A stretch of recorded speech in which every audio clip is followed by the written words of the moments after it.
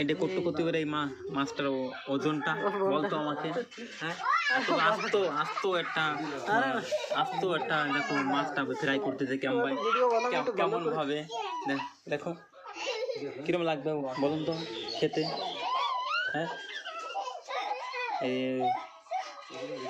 Spicy কি দেখুন মাছ পুরাই মাছ খাতি যাতে একদম সুন্দর অপূর্ব অপূর্ব। এদের পুরো এক থালা ভাত খাওয়া যাবে। মধুর ঠাম্বাই এদের এক থালা ভাত খাবে। সুন্দর সুন্দর এমন এই আপনাদের জন্য ভিডিওটা বানানো হয়েছে।